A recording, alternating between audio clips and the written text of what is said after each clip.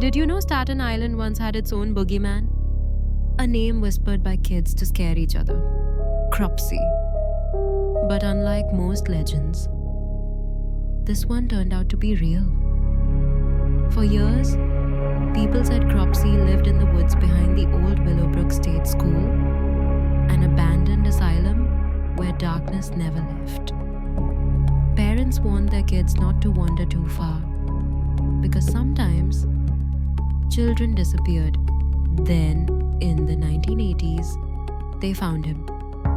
A real man, Andre Rand, a drifter who once worked at the asylum. He was arrested for kidnapping, suspected in multiple child murders. People said he was Cropsey.